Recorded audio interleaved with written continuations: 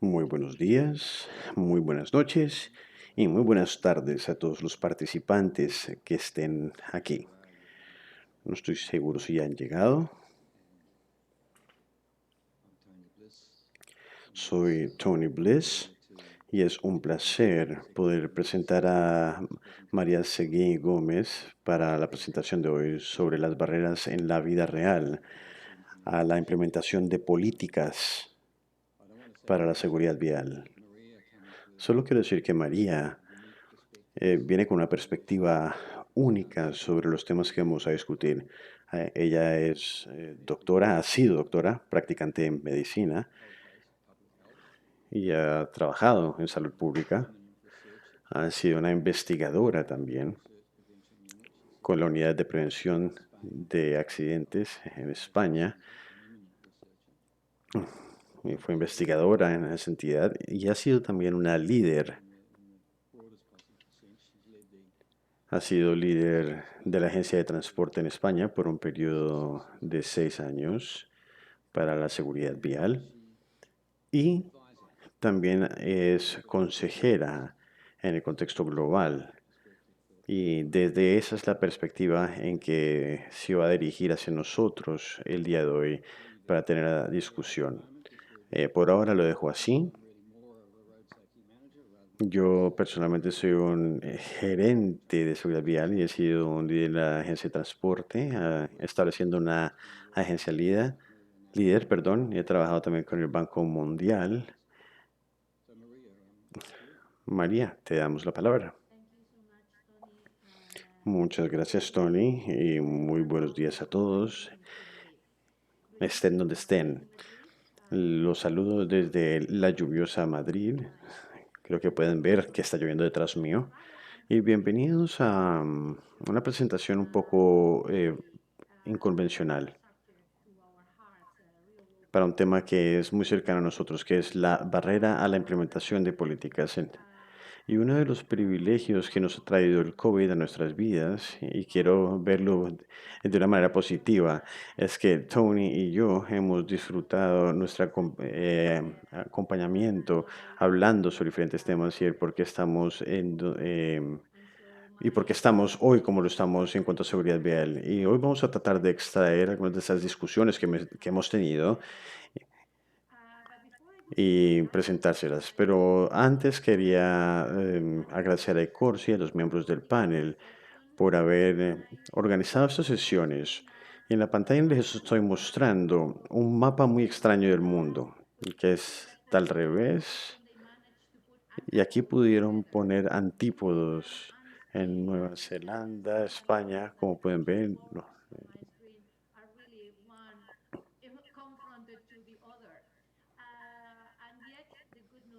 La buena noticia es que cuando se trata de nuestra creencia sobre lo que son barreras reales para la implementación de políticas, Tony y yo estamos perfectamente alineados y espero que eso se pueda notar durante la presentación.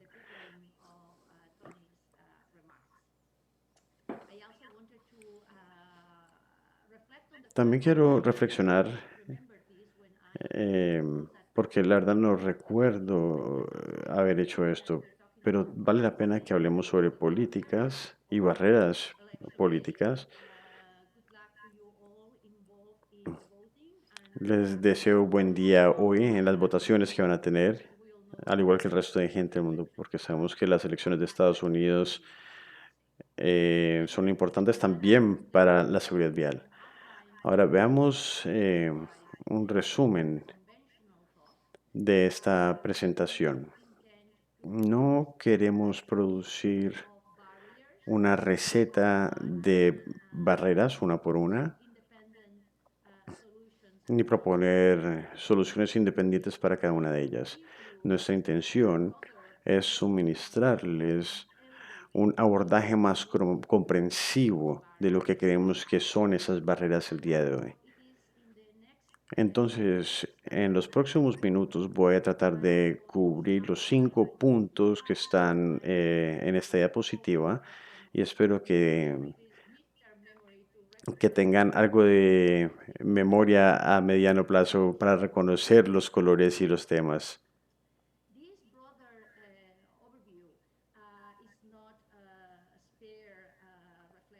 Este resumen no es una conversación informal ni casual.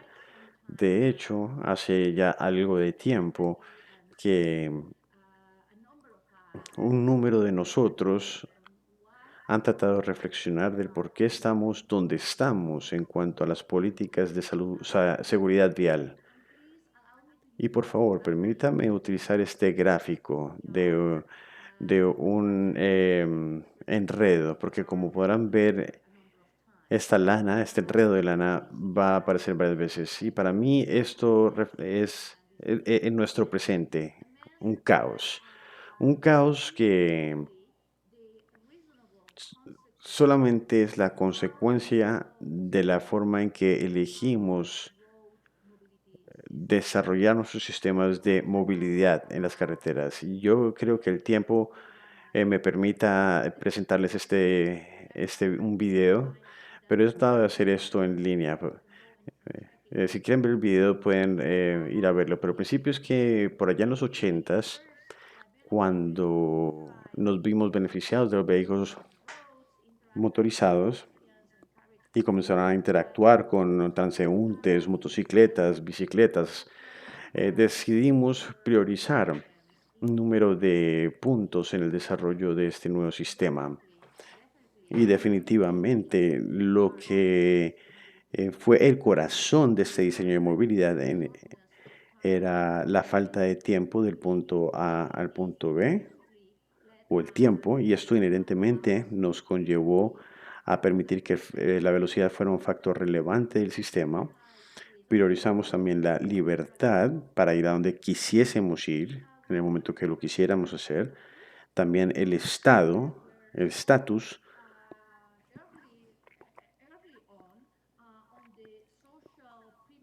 porque tenemos que tener en cuenta los privilegios sociales que solamente un vehículo motorizado nos va a traer. Y esto nos ha permeado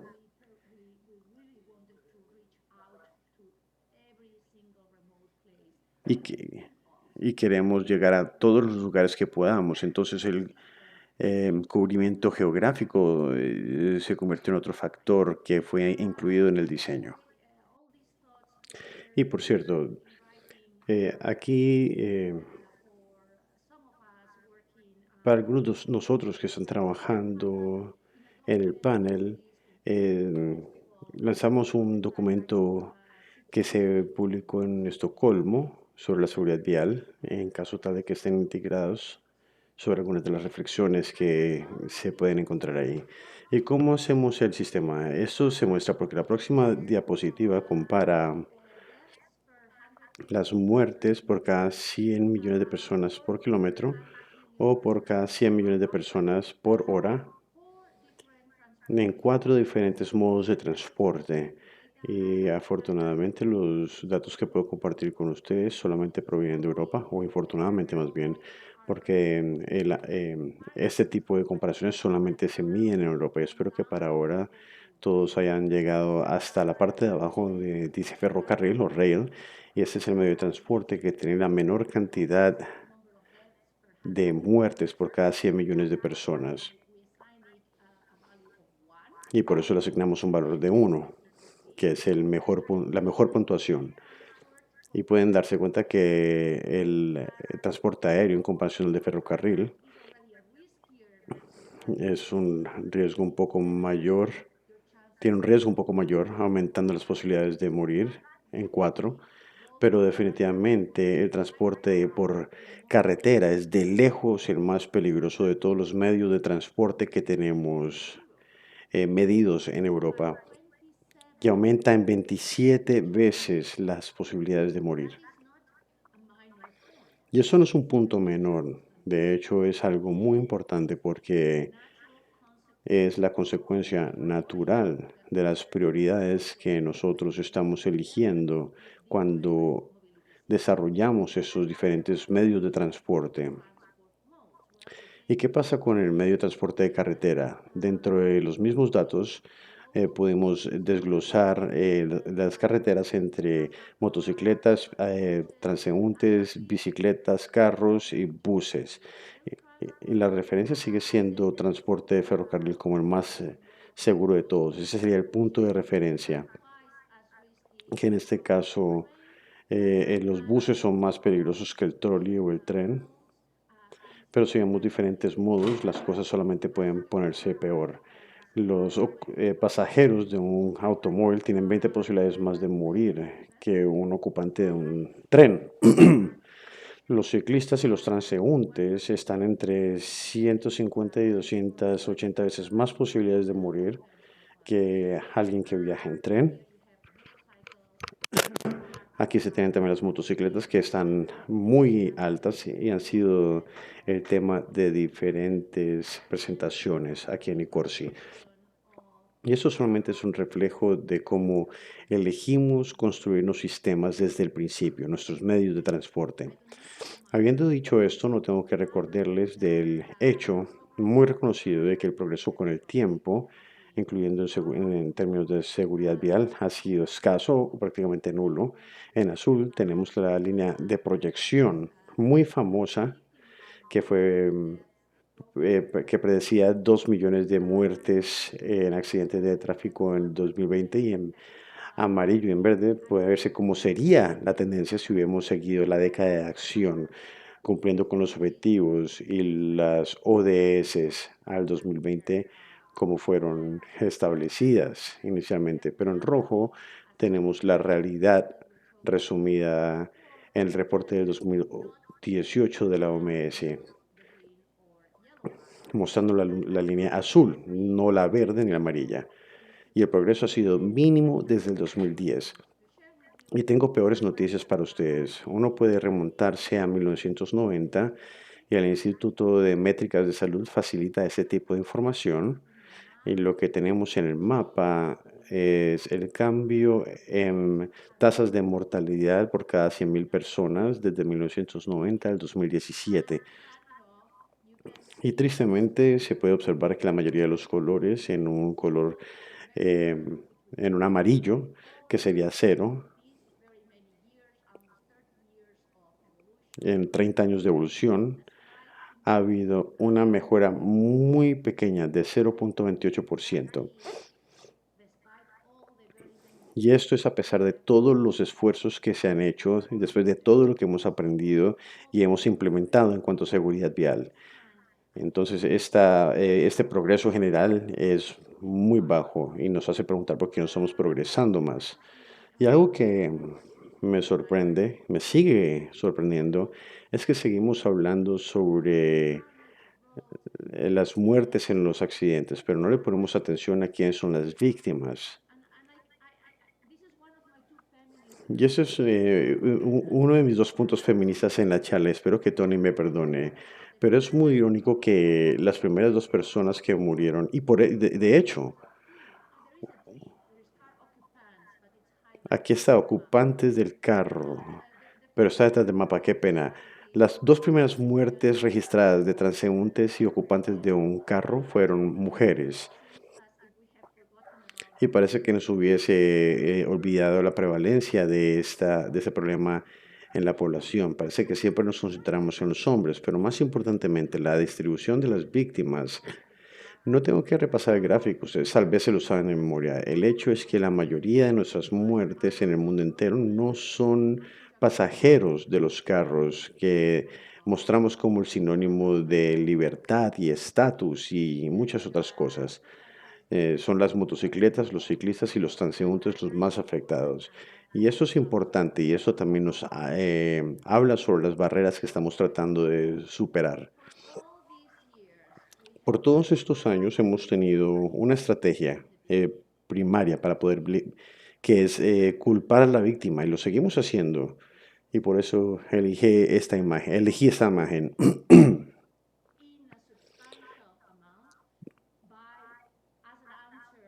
Eso ha sido una respuesta que hemos tenido, que ha sido culpar a la víctima y nos hemos olvidado de que como sucede con todo el resto de cosas en la vida, hay una distribución de comportamientos y sin lugar a dudas todos podemos identificar uno o dos o tres casos extremos de comportamiento extremo en nuestras poblaciones.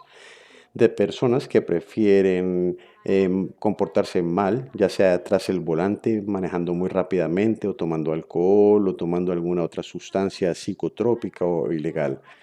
Pero la mayoría del problema no radica en los que tienen comportamientos extremos. El problema está en los riesgos más pequeños que afectan a cientos de miles, si no millones de personas que manejan normal. Y cualquiera de ustedes que tengan educación en educación pública podrán ver estos gráficos que fueron políticas para cómo se debería ver la seguridad vial. La idea es que todo el mundo se mueva hacia la derecha para que todo el mundo esté más seguro, en vez de que nos enfoquemos en los comportamientos extremos. Deberíamos enfocarnos más bien en esas actitudes que son únicas pero invisibles porque son las que todo el mundo tiene. Me gustaría decir algo. Parece que este gráfico en donde se dice que se culpa a la víctima es algo que parece que nos afecta todavía y aún así sabemos que estamos tratando de alejarnos de esa forma de pensar. Desde los 60 hemos tenido, o 70, se ha tratado de tener un abordaje a los sistemas seguros. Y esto se basa en no culpar a las víctimas, porque reconocemos que los humanos cometen errores. Pero parece ser que la realidad de lo que tú estás diciendo es que esto todavía sigue sucediendo en el mundo real y se trata de promover la seguridad vial y seguimos escuchando que la culpa siempre es de la víctima. ¿Qué opinas tú al respecto? Sí, eso es lo que está sucediendo. Todo el mundo continúa utilizando estas estrategias de culpar a la víctima. Y esto nos lleva a la segunda parte, en donde todo el mundo es un experto en seguridad vial. Y obviamente eso podría ser en algunos casos, pero no es el caso para la mayoría de las personas. Los expertos que muchas veces actúan en muchas ocasiones con arrogancia y se escuchan a ellos mismos o solamente escuchan a las personas que hablan como ellos mismos y confirman y reiteran este proceso de culpar a las víctimas, esa estrategia. Y ¿alguien podría identificar quién fue el primero en decir que el 90% de todas las víctimas suceden por error humano? Porque eso es una declaración que independientemente de dónde vayas y con quién hables, sea el gobierno, legisladores, los fabricantes de coches, los constructores de infraestructura, siempre siguen volviendo a esta cifra que encarna este proceso de culpar a la víctima. Y eso no es algo que hemos podido remover del sistema. Y es una declaración que yo sé que esta declaración, ¿cuál es el origen de esta declaración? Pero yo sí, pero quería preguntar únicamente, ¿quién sabe quién fue la primera persona en decir esto para hacer algo en su memoria? Pero irónicamente, esa declaración también ha sido la misma por lo menos por 30 años y han pasado casi 30 años desde que comencé a trabajar en seguridad vial. Y ese era el mismo porcentaje que estábamos utilizando en esa época. Entonces, es una de esas verdades, o perdón, más bien, es una de esas mentiras que al ser repetidas una y otra vez se convierten en verdad. Y tenemos que estudiar este tema. Tenemos que remover este concepto. Y como decía, este día se perpetúa porque con esas actitudes arrogantes de hablar solamente con aquellos que piensan como nosotros lo hacemos, empezamos a perpetuar nuestras ideas y conversaciones. Hay una expresión en España que dice que la seguridad vial es como el fútbol, donde todo el mundo sabe cómo hacerlo. Sí, y todos tenemos experiencia en seguridad vial. Y Tony, yo creo que tú tienes una cita muy interesante sobre la definición de sentido común. Sí, es una que escuché. No sé si está bien, pero siempre me ha gustado. Parece que es de Einstein. Y dice que el sentido común es el grupo de prejuicios que acumulamos y adquirimos para la edad de 18 años.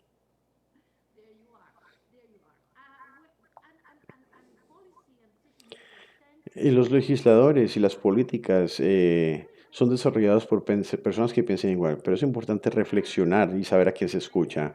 Muchos de ustedes tal vez han ido a un webinar que fue hecho hace unos 10 días, en donde se publicaron los análisis del 2018 de datos representativos de población de 35 países y los tenemos todos aquí en la diapositiva.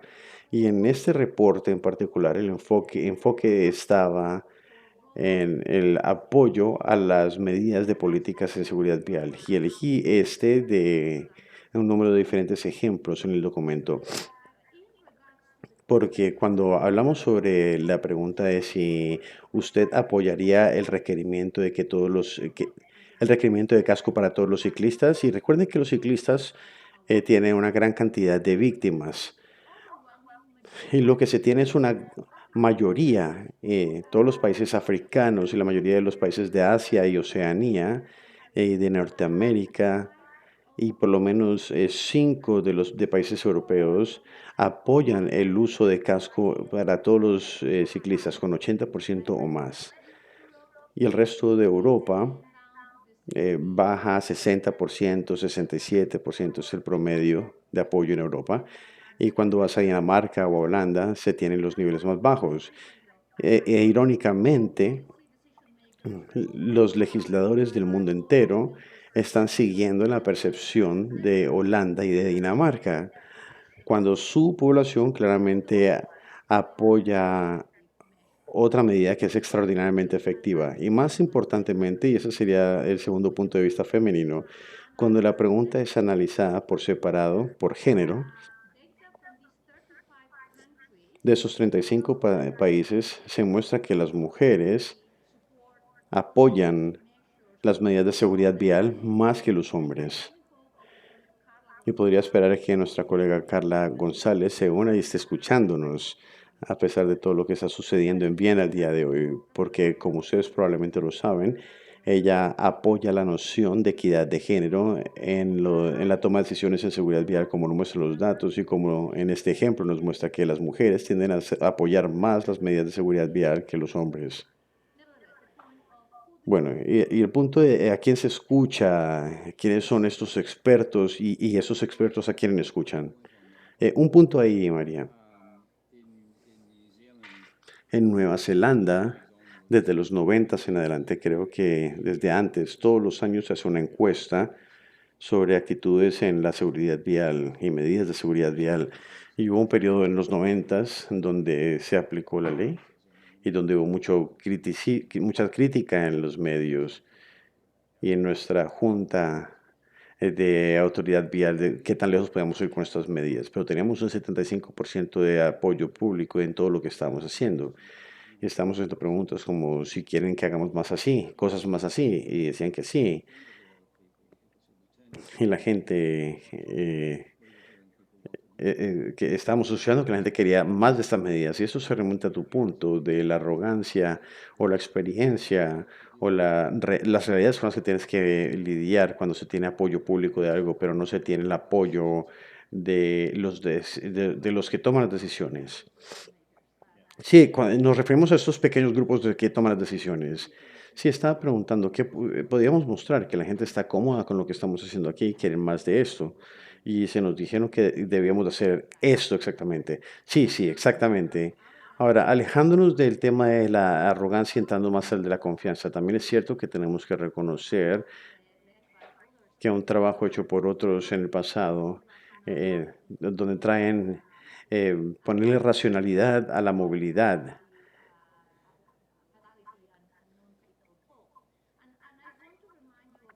Y quiero recordarles de esos trabajos de Gordon y Gibbs, que al crear una analogía con las enfermedades infecciosas nos dieron el camino hacia donde nosotros podríamos estar interactuando para intervenir y modificar nuestros resultados. Y obviamente siempre existe la opción de eliminar, reducir la energía que está siendo dispersada. Y esto llevaría directamente al tema del poder, la potencia de las motos, de los carros y motos que estamos produciendo. Podemos modificar el vehículo también, podemos hacer que sea más em, resistente. Podríamos fortalecer el anfitrión, por ejemplo, los cascos son una forma de fortalecer al anfitrión o el conductor. Se pueden modificar también los contextos a nivel de infraestructura y también a nivel socioeconómico. Y bajo este punto de vista socioeconómico, me gustaría hablar sobre las externalidades, porque, como espero decirlo al final de la presentación, esas externalidades son en gran proporción responsables por el problema que tenemos en este momento.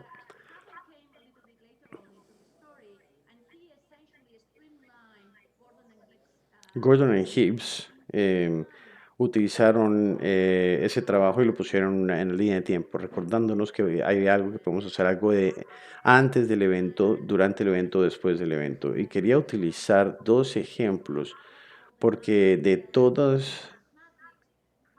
lo que está en la matriz de Haddon, hemos trabajado más que todo en cuatro celdas o cajones. Y esto es cierto, así hablemos de esto desde el punto de vista conceptual, o si vamos y revisamos los manuales para seguridad, medidas de seguridad. Y cuando tratamos de llenar esta tabla con la naturaleza de los 1200 diferentes intervenciones que él revisa.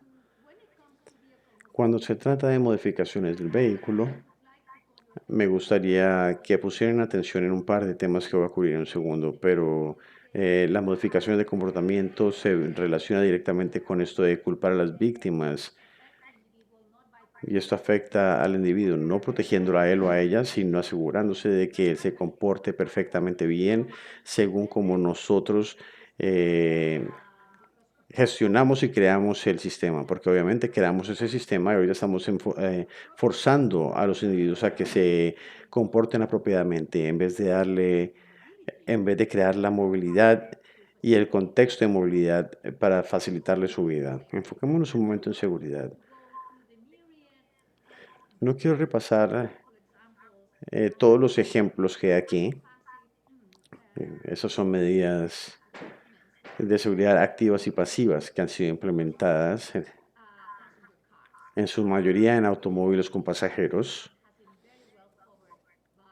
y ese tema ha sido cubierto por otras presentaciones antes de esta.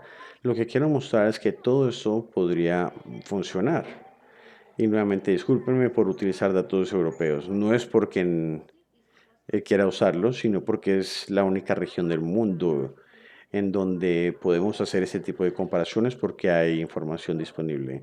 Y aquí podemos ver 11 años de evoluciones de seguridad en las carreteras, en las vías. Y en azul oscuro vemos la cantidad de víctimas fatales que fueron pasajeros en un automóvil. En diferentes colores tenemos otros tipos de usuarios de las carreteras.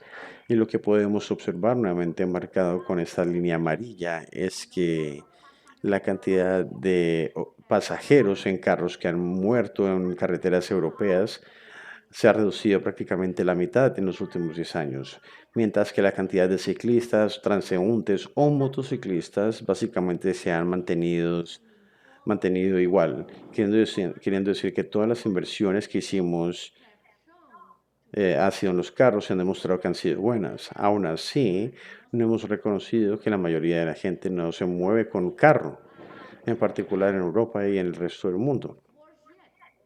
Y peor aún, tras años de datos, observamos que la mayoría de la seguridad que podemos decir que está aplicándose en los países desarrollados viene de reemplazar usuarios vulnerables y haciendo que se conviertan en usuarios de un vehículo, de un carro o una moto. Lo que tenemos en este gráfico es el número de transeúntes, y disculpe porque en las pruebas puse la etiqueta, pero esto es el número de transeúntes por país en esos países, y pueden ver que hay un declive con el tiempo. Entonces, de cierta manera, nuestra práctica de seguridad vial nos ha llevado a una situación en donde hemos creado una jaula que no es muy segura. Y hemos metido a todo el mundo dentro de esa jaula y después decimos que hemos tenido éxito, pero no hemos lidiado con las necesidades de movilidad para la gran mayoría de las personas del mundo. Un punto aquí. Lo que estás resaltando aquí es parte de la crítica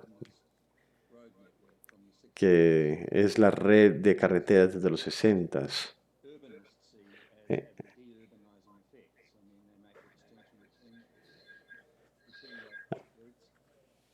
Aquí muestra que estamos desurbanizando y la seguridad era una prioridad antes para los vehículos motorizados o que quisieran andar a altas velocidades, pero hay muchas consecuencias. Pero esto impactaba a los ciclistas, a los transeúntes. Tal vez es algo que podamos discutir más adelante. Eso tiene que ver con el diseño de la infraestructura.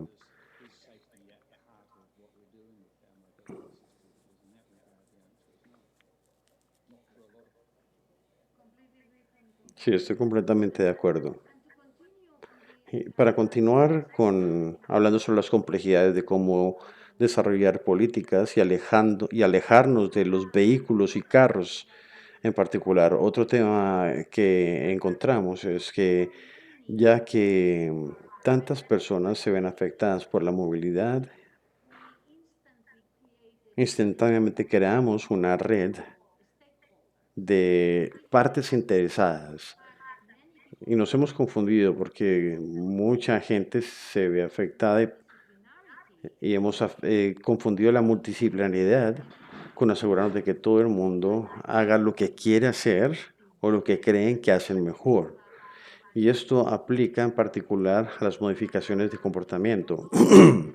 Esta noción de que las cosas se harán por consenso para que todo el mundo esté cómodo con lo que estamos haciendo nos lleva al mínimo común denominador, porque es muy difícil a que las decisiones difíciles se adopten en ese tipo de contextos. Pero se permiten la informalidad de este tipo de discusiones en donde todo el mundo se tiene que incluir permanentemente, ha producido lo que conocemos en varias organizaciones como el modelo de árbol de Navidad de seguridad vial. Y eso esto sucede porque se tiene que asegurar que todo el mundo tiene que hacer algo. Y al hacer esto, voy a hacer cosas pequeñas aquí y allá. Y eso es lo que estamos haciendo. Pero si me permiten continuar con mi analogía del enredo, esto no es coronavirus, esto sigue siendo la misma bolita, pero hemos agregado otros elementos a su alrededor. Y así es como nosotros abordamos la seguridad. La seguridad es una adición al sistema de movilidad. Tratamos de enfocarnos en pequeñas cosas y las implementamos de una manera un poco desorganizada porque no hemos pasado por el proceso de priorizar lo que queremos hacer y cómo podemos hacerlo. Y en la mitad de todo este caos, si me permiten utilizar esta expresión, algunos han tratado de imponer algo de orden. Y yo creo que tú, Tony, reconoces esta pirámide y todo el mundo conoce tu pirámide, es tuya, de Jim Brinks. Y han hecho un esfuerzo para tratar de priorizar, mientras tratan de tener en cuenta todo. Y nos dieron la sugerencia de que era importante que hubiese un cerebro, que hubiese una cabeza, que hubiese una entidad que coordine con modelos racionales y con los mejores datos, qué es lo que se puede hacer primero y cuándo se puede hacer. Y este coordinador fue bautizado como la agencia. Y desde entonces hemos estado inundados con agencias que están pidiendo el reporte de la OMS. y 148 países de los 175 quienes hicieron reportes para la OMS dicen tener una agencia.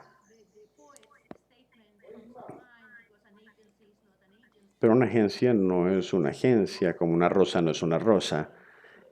Y si estás dispuesto a tomar ese liderazgo, ese rol de liderazgo, significa que algunas veces tienes que decirle no a otros.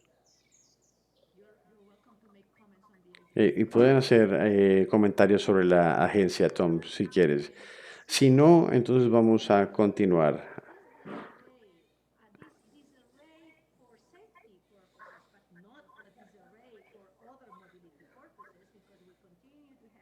Nosotros continuamos teniendo tiempo, continuamos teniendo velocidad, continuamos teniendo libertad y estatus. Todo esto ha creado una red de intereses que algunas veces toman la forma del gráfico que vemos en la diapositiva, pero en muchas otras ocasiones tiene una noción más sutil pero fuerte de externalidades negativas, como nos lo dice la literatura económica de la economía. Comencemos con uno, y disculpen por la calidad de la gráfica, no es la mejor, pero la aplicación de la ley. Como queremos modificar comportamientos, hemos aprendido que podemos obligarte a hacerlo, las cosas, o enseñarte a hacer las cosas. En la próxima diapositiva vamos a enfocarnos en enseñar, pero vamos a ver primero qué es aplicar la ley. Aplicar la ley ha sido fundamental en esa percepción sesgada de lo que necesitamos hacer es modificar el comportamiento de los individuos quienes están comportándose mal porque quieren hacerlo. Tony, creo que querías decir algo sobre la aplicación de la ley.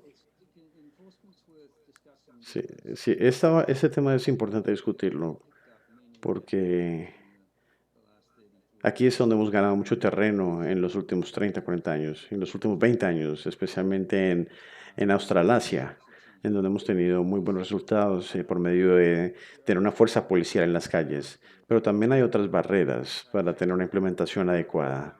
Y Kavi Dalla me mostró un libro de CRCO que se llama Policing the Open Road, Policía en las Carreteras, y algunos de ustedes tal vez lo hayan leído, es relativamente nuevo, pero en esencia nos mostraron un aspecto de la motorización durante el siglo XX que resonaba con mi experiencia al trabajar en la aplicación de la ley, en las leyes de seguridad en la policía australiana y Nueva Zelanda durante los 90. Y básicamente eh, dice que la mayoría de las familias americanas que tenían un carro.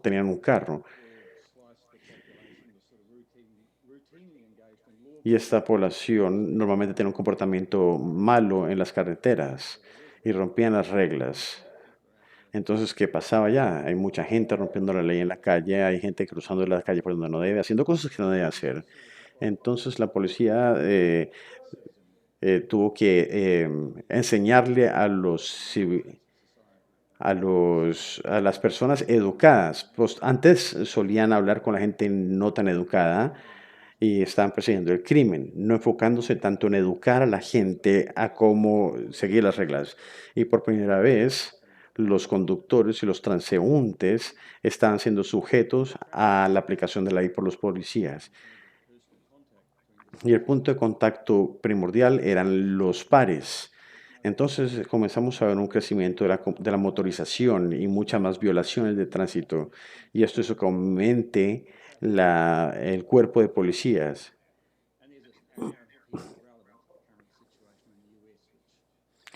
Y hay algo que está sucediendo en Estados Unidos que no voy a tocar en este momento, pero esto nos hizo pensar que se tenía que disciplinar a los ciudadanos sin antagonizarlos. Y la cortesía se convirtió en el modelo en Estados Unidos, según este reporte. Y eso es lo que sucedió en Nueva Zelanda también. Los policías tenían que ser corteses y trabajar mano a mano con los conductores. Y esto estaba haciendo que fuera difícil influenciar la ley. Y al trabajar con la policía de Nueva Zelanda, cuando están viendo los programas para los programas de alta velocidad y la gente que no usa los sistemas de seguridad, la policía comenzaba a relacionarse con el público, pero ellos no querían entrar en contacto con gente que pudiera afectar la opinión pública, que se relacionan con su trabajo.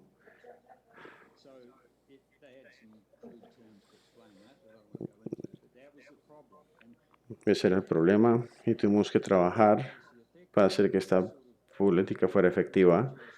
Tuvimos que trabajar con las jurisdicciones en Australia y Nueva Zelanda con un programa de prevención de lesiones. Utilizando mercadeo social, posicionamos a los policías como héroes de la prevención, como lo eran, con los resultados que fueron obtenidos. Y se requería policías y profesionales para entender la diferencia entre cómo evitar un crimen y qué era un crimen. Y eso era algo que se tenía que entender por parte del público. Y hay mucho que podemos discutir aquí, no vamos a entrar en detalles, pero hay barreras reales y en esencia cuando se trata de aplicar la ley, hay algunos temas fundamentales que tienen que ser tocados para que sea efectivo y pueden ver que mucho de lo que nosotros vemos en los países de bajos y medios ingresos tiene que ver con promover la práctica por medio de planes y posiblemente esto va a ser muy inefectivo porque tiene muchos targets, el sistema legislativo no es muy bueno. Entonces, esas son unas de las barreras que se remontan a tener un plan de prevención en vez de aplicación de la ley. Hay muchos otros problemas con los temas de financiación. Después podemos hablar de esto, pero es interesante saber que cuando se ve a nivel global, esta no es un área donde hemos sido fuertes. Se habla mucho sobre infraestructura, se habla mucho sobre otros temas relacionados a la seguridad, pero la aplicación de la ley es algo que no se toca mucho y creo que está siendo mal interpretado también.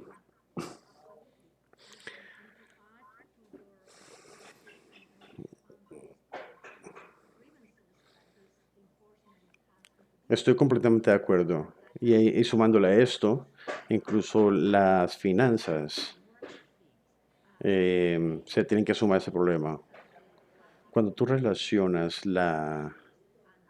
los deberes de la policía de tránsito y relacionas esto al financiamiento que viene de las multas, o cuando la gente cree que la policía depende de las multas, lo único que estás haciendo es haciendo la receta perfecta para el desastre, porque la legitimidad de la policía simplemente se desvanece si pasa eso y la población inmediatamente comienza a etiquetar todos estos esfuerzos simplemente como una oportunidad de quitarle el dinero a a la gente. Entonces la aplicación de la ley en sí es un ejemplo maravilloso de un add-on donde se quieren modificar los comportamientos. Y por décadas hemos estado creando un sistema de implementación de aplicación de la ley que se ha convertido en su propio universo.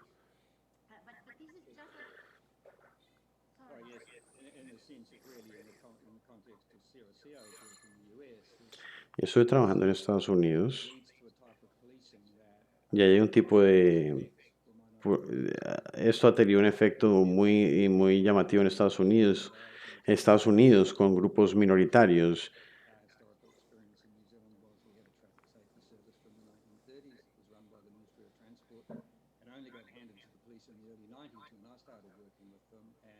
En Nueva Zelanda hemos tenido diferentes experiencias que fueron efectivas, pero es muy complicado. Se tiene que tener muchas cosas en su lugar para que la aplicación de la ley sea efectiva.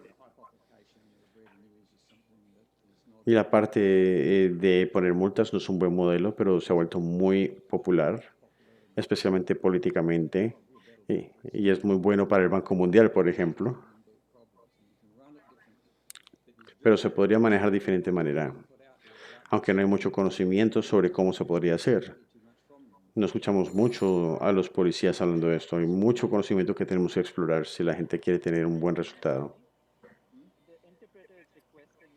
Qué pena, el intérprete está solicitando que hablen un poco más despacio. Qué pena.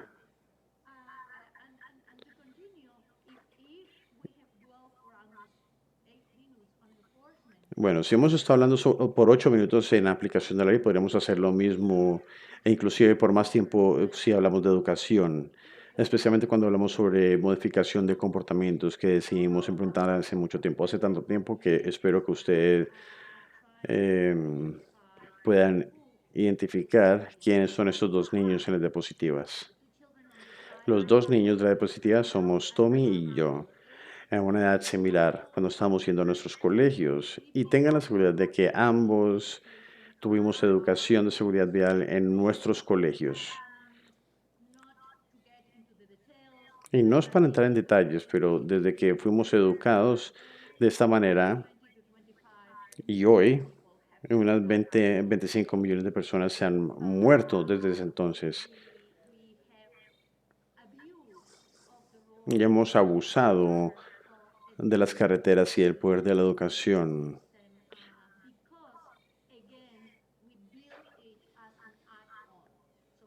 Y hemos estado construyendo la seguridad como add-ons.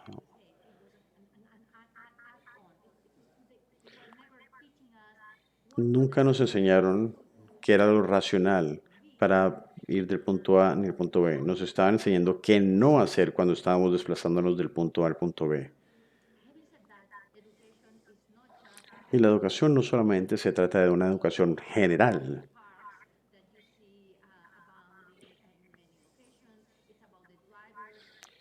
se trata de capacitar a los conductores y cómo darle la licencia a los conductores y todo lo que esté relacionado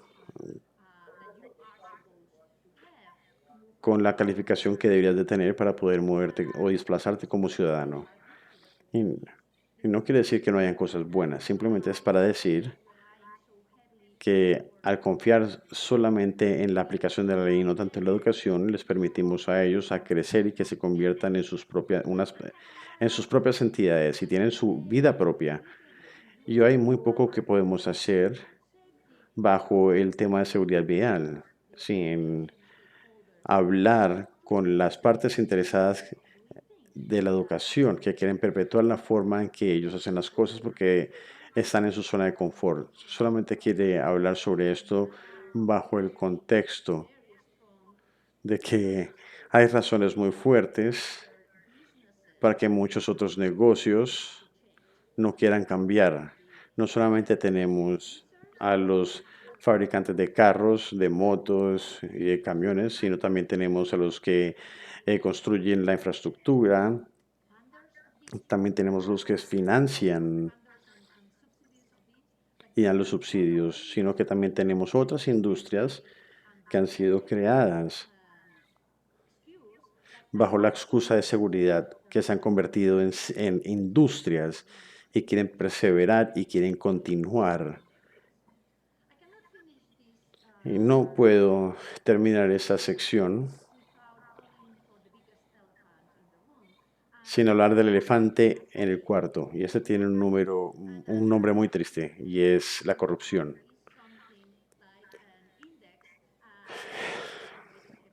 Y hay un índice que se evalúa todos los años. No voy a profundizar.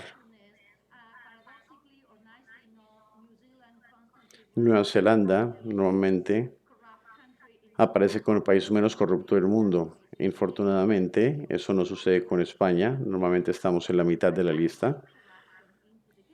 Pero ¿por qué hablo de corrupción?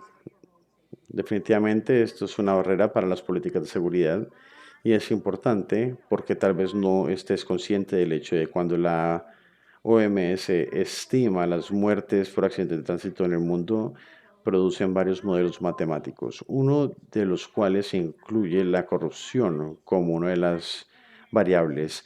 Y al final es muy llamativo que la OMS o cualquiera de los otros estimaciones que hay afuera pueda predecir la cantidad de muertes por accidentes, teniendo en cuenta solamente dos o tres parámetros de movilidad, como lo son la velocidad máxima en áreas rurales, urbanas o la densidad en las carreteras. pero también deberían de incluir otros factores que tienen muy poco que ver cómo nosotros entendemos y vemos la seguridad en las carreteras. Y la corrupción es una de estas covariables.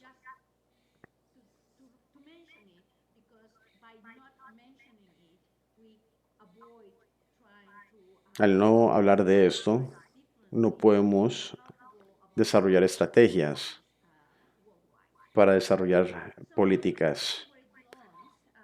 Tenemos que darle a la seguridad su lugar.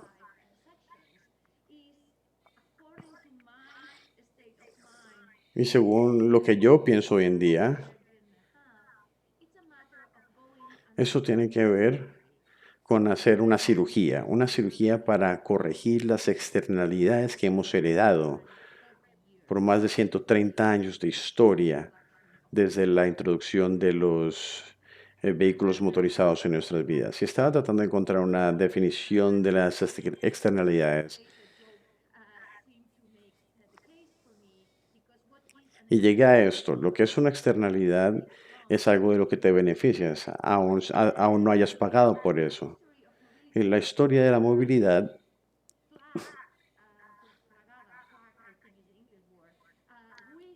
está plagada con el desarrollo de estas externalidades. Cuando los fabricantes de automóviles en el 2020 elijan fabricar vehículos que no cumplen con los estándares mínimos de seguridad y y exportarlos para venderlos en mercados africanos o de Latinoamérica, lo que están haciendo es pasando externalidades de un producto subpar a los usuarios finales de aquellos países. Cuando yo como país permito que importen vehículos malos, o que exporten a otros países como lo son los países de África y Latinoamérica. Permitimos que se exporte esta externalidad porque estamos pidiéndole a otra persona que pague por un producto que no es bueno.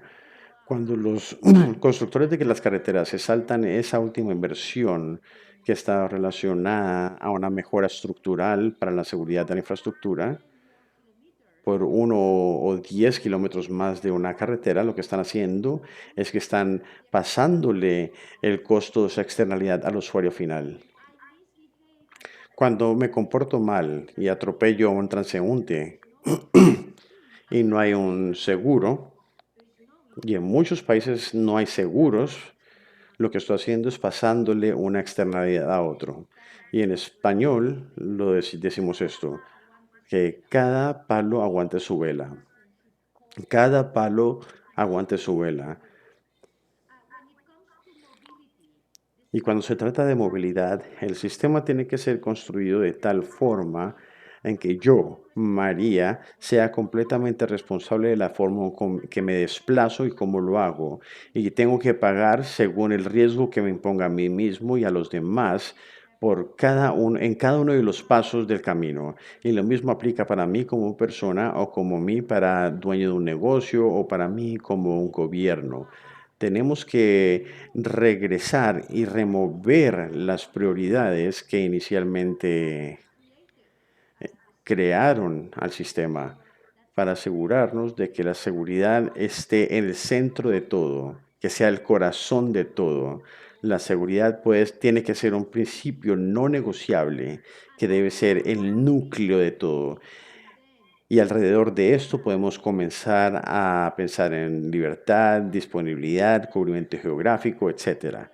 Y la única forma en que podemos poner la seguridad en el corazón de todo es que por un momento y con mucho cuidado comencemos a desenredar esas externalidades que ahora evitan que lleguemos a ese corazón y lo cambiemos.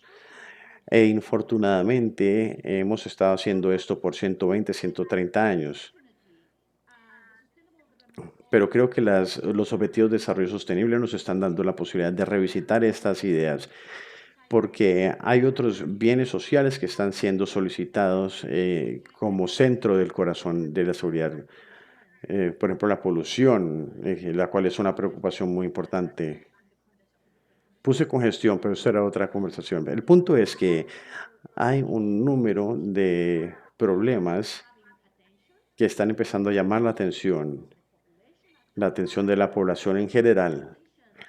Entonces, los políticos que van a querer utilizar esa oportunidad para ganarse algunos votos, pueden hacerlo. Y esa es la oportunidad que tenemos para asegurarnos de que la seguridad esté ahí en la mitad de todo y que sea una forma que nos ayude a evolucionar. Y esta evolución puede verse como una revolución. Y esta es la barrera más grande para la implementación de políticas desde mi perspectiva. No se trata de la receta, no se trata de decir que eso está malo, eso está malo, eso está malo. Lo que está mal es que hemos permitido que todo lo demás sea más importante que la seguridad.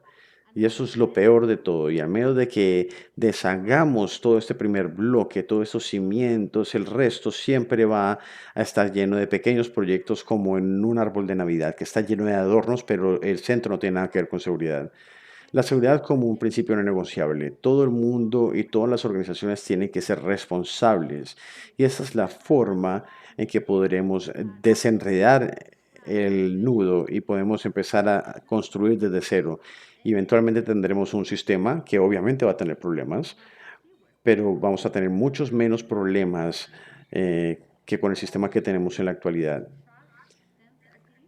Bueno, habiendo dicho esto, son las 10:30, fue una presentación de 1 hora, entonces quiero agradecerles a todos y podemos abrir el panel a preguntas y respuestas. Y quiero agradecer a Tony por todas las horas de conversaciones y colaboración que hemos tenido y por tomar responsabilidad por todos los problemas que hayas visto en la presentación. Muchas gracias. Gracias, María. Quería concluir con una pregunta.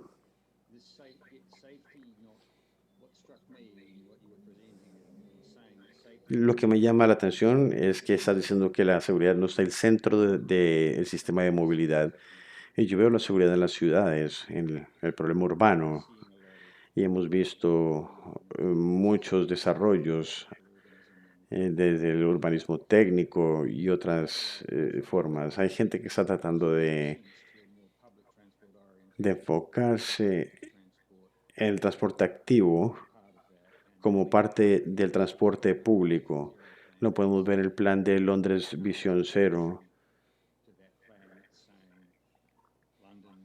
que dice que Londres para el 2040 quiere tener un 80% de sus viajes en el transporte público o por transporte activo. Y eso es un cambio modal muy grande.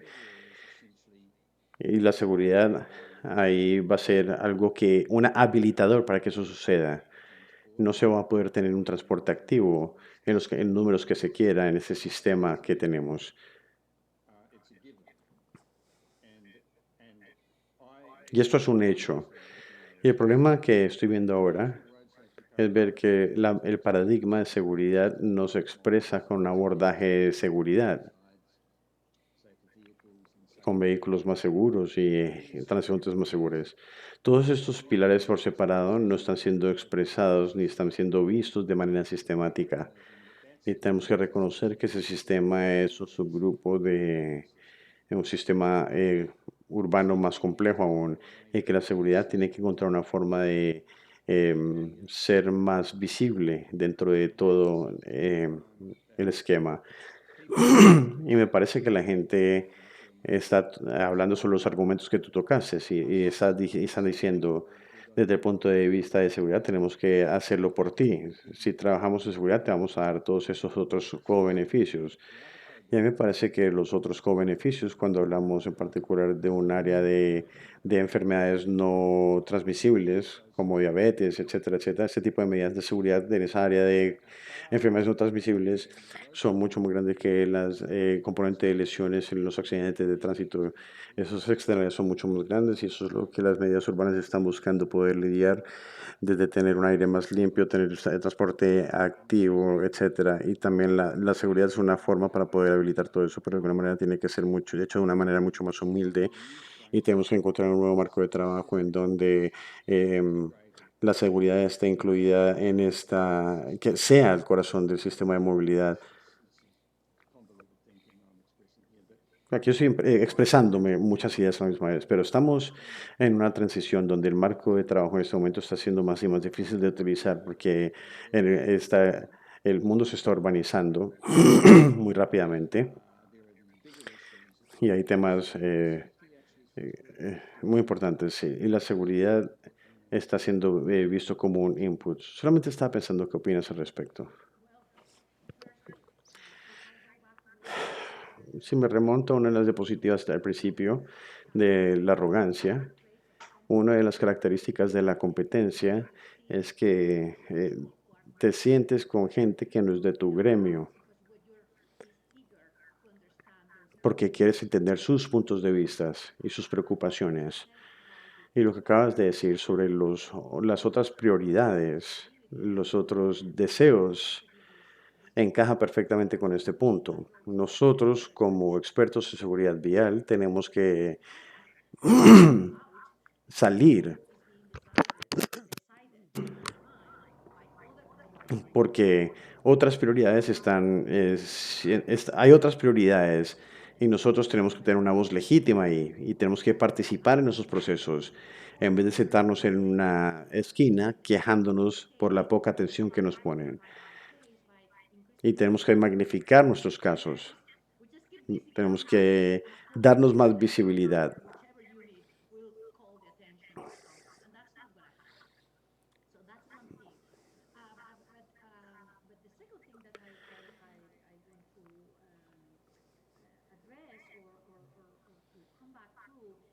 Lo segundo que quiero mencionar tiene que ver con la noción de que yo resalté, que el transporte terrestre de ferrocarril, el ferrocarril es el más seguro de todos los medios de transporte. ¿Por qué es tan seguro el ferrocarril? ¿Cuáles son las características? Y yo creo que la característica principal es que desde el principio este fue concebido como un modelo de negocios que decía, en el momento en que un avión se choque, yo pierdo mi negocio, pierdo mis clientes, no puedo darme el lujo de ni un accidente, porque ese sería el final del sistema, de toda la industria. Y nadie nunca pensó en culpar al piloto por un accidente aéreo. Y aunque no te guste la analogía, o a algunos de ustedes no les guste, esto aplica también en la Fórmula 1. Muchos de ustedes podrán recordar el último piloto que murió en una carrera. Y eso sucede precisamente por lo mismo, porque eso es un negocio. Y si a la gente no le gusta ver la televisión y ver accidentes y ver gente muerta, entonces si no detenían las muertes de los pilotos, iban a perder el negocio. Entonces, cuando se tiene clientela, no te puedes dar el lujo de tener ambientes inseguros. Y la única forma de hacer esto es distrayendo la atención, culpando a otro. Y vemos esa estrategia siendo aplicada políticamente en muchas áreas diferentes. Siempre tratan de buscar la culpabilidad en otros, pero no, tenemos que ser responsables de nuestras acciones. Y sí, puede ser que tengamos que revisitar la forma en que nosotros pagamos por nuestra movilidad como sociedad y como individuos, pero hagámoslo porque es la única forma en que podemos manejar todo ese tema de hacer que la seguridad sea el centro del sistema. Y todo el mundo está en silencio. Y me acabaron de abrir para preguntas y respuestas. Sí, necesitamos preguntas.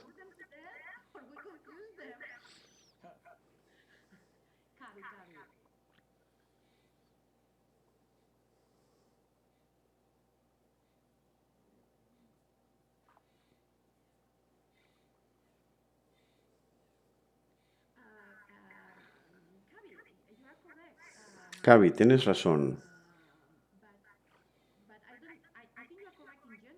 Creo que que tienes razón, pero no entiendo el último punto. Las motocicletas deberían de ser vistas como vehículos más seguros de los que son. Yo creo que el peligro de las motocicletas es los carros. Y de hecho hay experiencias maravillosas en el sureste de Asia de autopistas que son construidas solamente para motocicletas, con récords de seguridad increíbles.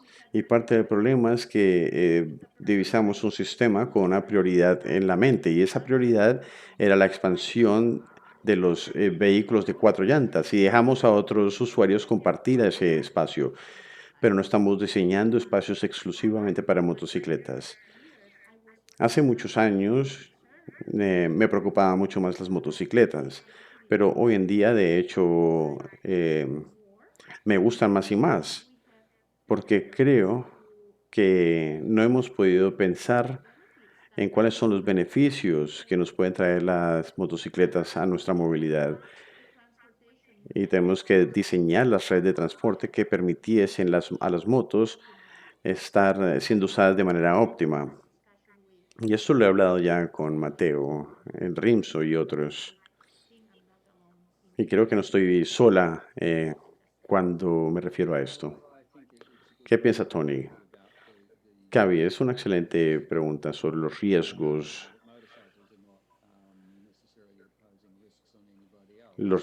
de las motos en las carreteras. Y creo, cuando hablamos de diseños de las carreteras, tenemos que pensar en formas de repensar completamente el sistema de movilidad.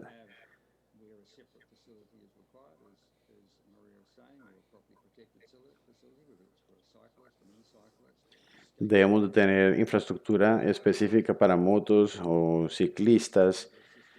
Sí, se trata de tener una red diseñada exclusivamente para que los diferentes usuarios tengan acceso a ellos de manera segura. Cuando estuve trabajando en Vietnam,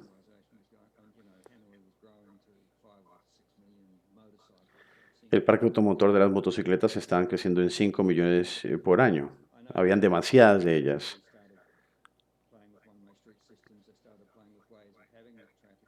Y comenzaron a pensar en cómo mover ese tráfico. Y tenían que anticipar diferentes cosas. Tenemos que repensar nuestras redes y los diseños de las redes de carreteras y autopistas, y tenemos que pensar sobre el futuro cuando empiecen a llegar los vehículos autónomos y otras cosas que podamos esperar. Y el sistema regulatorio está rezagado.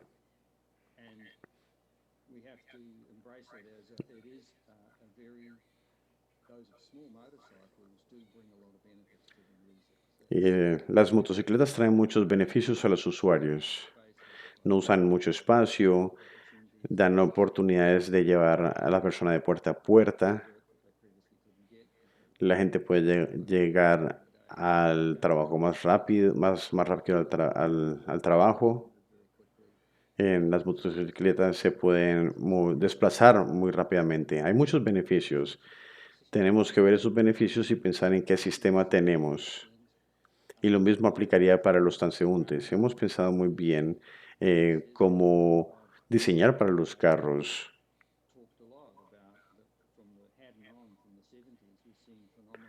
Desde los 70 hemos visto mejoras en seguridad en los países de altos ingresos para un grupo específico de usuarios, y lo hemos logrado.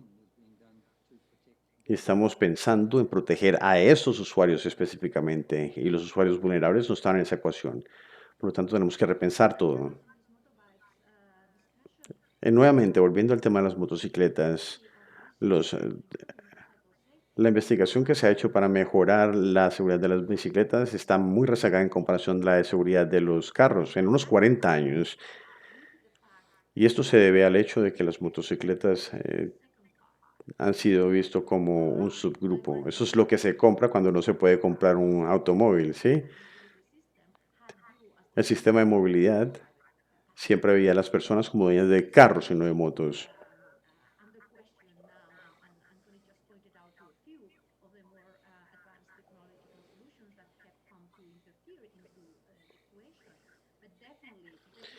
Otras tecnologías van a empezar a afectar la ecuación, pero definitivamente Hoy en día veo con mejores ojos las motocicletas porque veo que tienen mucho potencial y de que jueguen un rol sustancial en una transición muy productiva hacia otro modo de transporte, de movilidad diferente. Porque se trata de cambiar los modos de transporte, asegurarnos de que el corazón de todo esto sea la seguridad. Y las motos pueden jugar un rol muy importante durante ese periodo de transición. Creo que tenemos un colega de Irán que está haciendo una pregunta.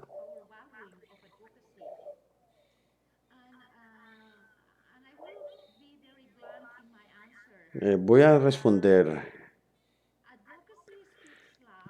La abogacía tiene una voz alta, pero el dinero tiene una voz más alta, queriendo decir que si yo he podido transmitir el mensaje de que esto tiene que ver con una realineación o repensar la forma en que el dinero fluye dentro del sistema de movilidad, tal vez necesitamos menos abogacía y más cerebro. La abogacía, de cierta manera, nos ha traído al punto en el que estamos hoy en día.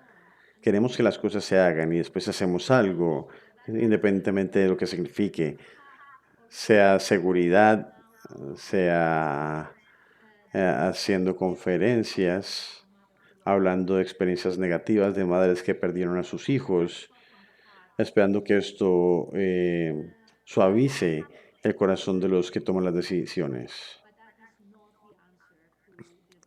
No creo que esa sea la respuesta para repensar el sistema de movilidad.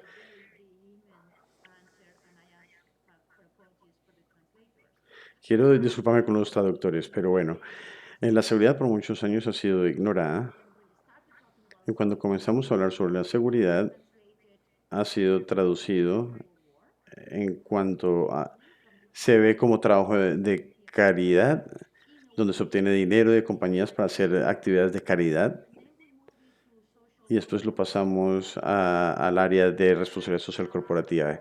Y hemos estado en esta escalera para ver cómo llamar la atención de las personas que pueden invertir en estas cosas y lo hemos hecho gracias al trabajo de abogacía, pero donde hemos fallado, lo que hemos fallado en hacer es asegurar internar esos costos. Y estamos trabajando en algo que se llama el índice de seguridad vial, el Road Safety Index, que es como cuando yo voy a Kia, me gusta ver que ningún niño estuvo involucrado en la fabricación del producto que compré allá. O cuando compro mi leche en la mañana, siempre leo en la etiqueta que que se consumió tanto carbono, o se produjo tanto carbono cuando se produjo esta leche. Yo quiero ver los problemas que hay cuando se produce algo. Tenemos que realinear los incentivos y esa va a ser lo mejor, el hecho de que todos podamos contribuir a cero lesiones. Espero que hayan entendido lo que acabo de explicar. Qué pena contigo, pero me enredé mucho.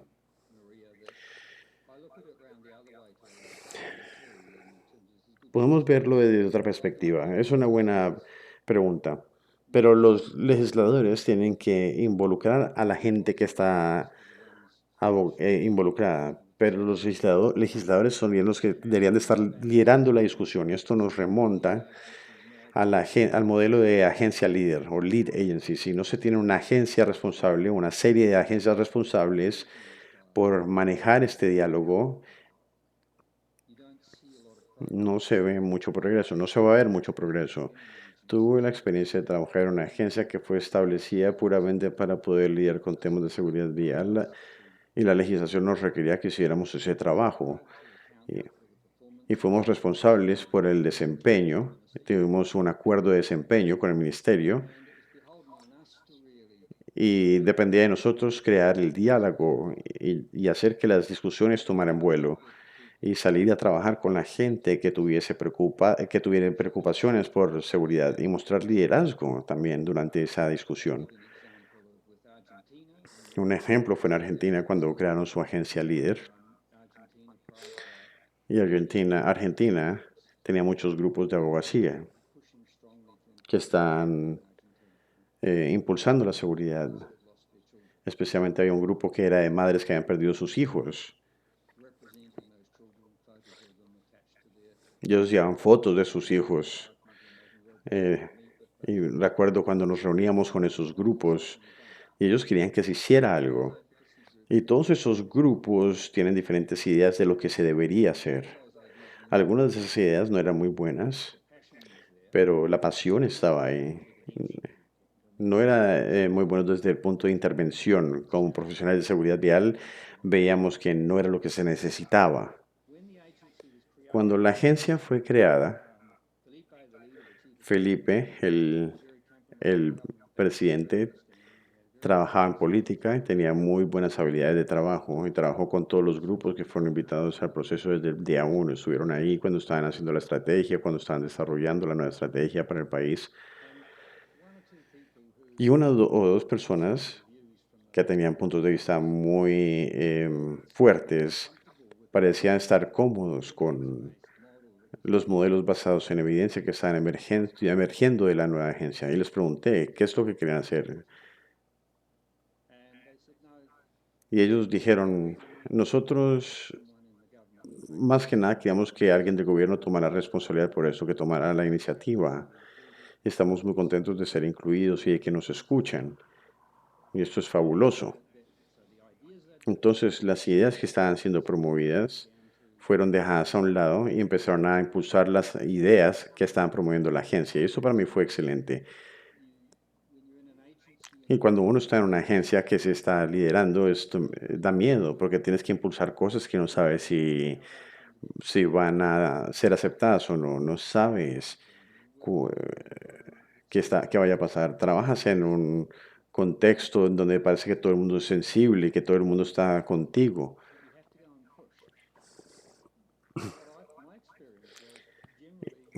Y generalmente, basado en mi experiencia, si tú estás utilizando la evidencia, si estás escuchando y si te prueban que estás equivocado, podrías aceptarlo y tener revisión de pares. Puedes preguntar si algo está bien o no. Y si algo no está bien, se cambiaba. Entonces, ese aspecto de liderazgo es más importante.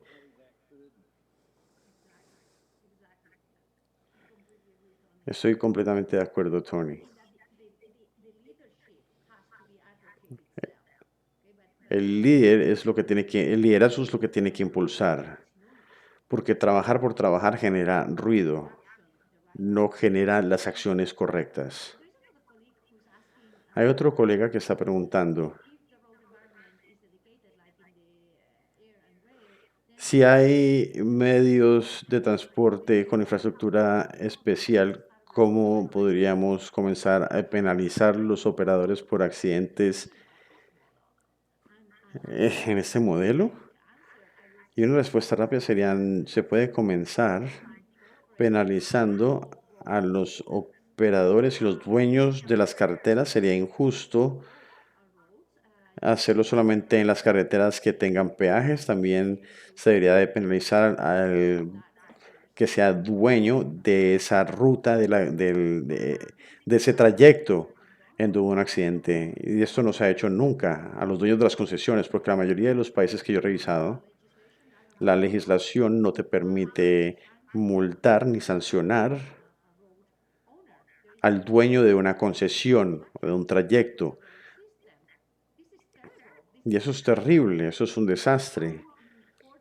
¿Cómo es que en 40 años de trabajo en seguridad vial nunca hemos puesto atención a cómo a desarrollar más rápidamente estos sistemas para asegurarnos de que la infraestructura esté en sus mejores condiciones posible?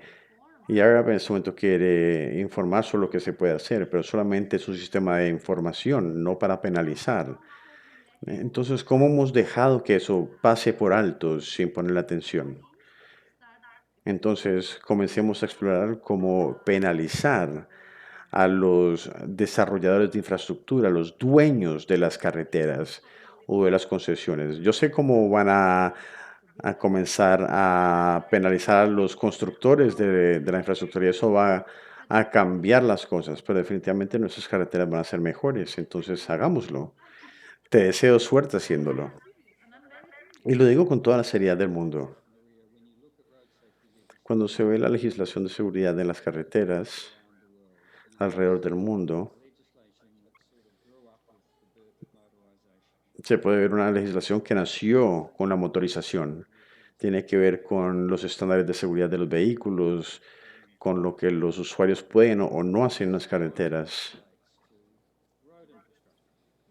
Básicamente se relaciona a la infraestructura y los gobiernos son los dueños de esa infraestructura, por lo tanto no van a querer hacer leyes que los afecten a ellos mismos. Los operadores de los peajes es más fácil porque con el modelo contractual se puede tener un parámetro de desempeño y ahí pueden encontrar ejemplos. Creo que en Inglaterra están viendo diferentes formas de hacer que los operadores fueran responsables por algunas cosas y tuvimos que ver eso también en Nueva Zelanda en los 90 porque el Ministerio de Transporte estaba tratando de tener un modelo de comercialización para toda la red de carreteras. Estamos pensando cómo se vería esto por si llegaba a manos de un operador comercial para que ellos fueran responsables. Entonces se pensaba que la penalidad podía ser eh, pagar por un valor, pagar por cada muerte que ocurra en las carreteras y tendrían que tener modelos de seguros para poder cuidarse. Es complicado. Finalmente llegamos a una conclusión. Iba a ser muy difícil de implementar, pero un área a ver donde hay legislación es la legislación de la Unión Europea para la red de carreteras transeuropeas. Hay un requerimiento de hacer auditorías de seguridad, de valoraciones, hacer diferentes cosas. Y eso es un buen inicio, porque si trabajas como agencia de seguridad, puedes ver cómo se están administrando las carreteras.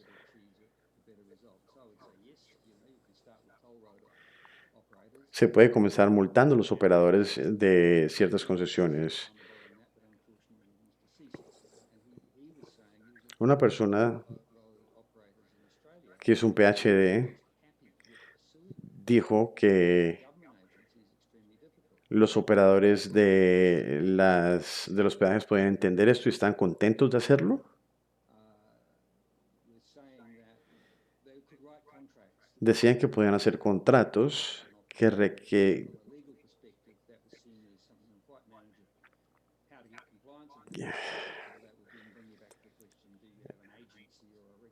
todo se remonta a tener una agencia que fuera lo suficientemente fuerte para poder implementar todos estas legislaciones.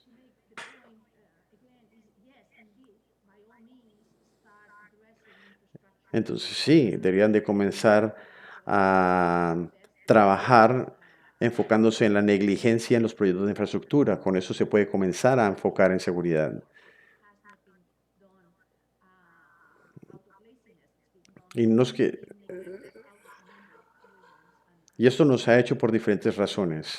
Y Tony ya lo repasó. Yo creo que ya estamos al final de el tiempo que se nos dio. No sé si Kavi o Dinesh tengan algo que decir. Hay un par de preguntas ahí. Dennis está preguntando sobre las ciudades con menos cuadras tienen menos accidentes serios. En nuestra experiencia, la estructura de la ciudad es importante. Eso es un trabajo que Mark Stevens está haciendo y están viendo cómo pueden abordar ese problema. Estamos progresando ahí. Tal vez podríamos discutirlo más adelante.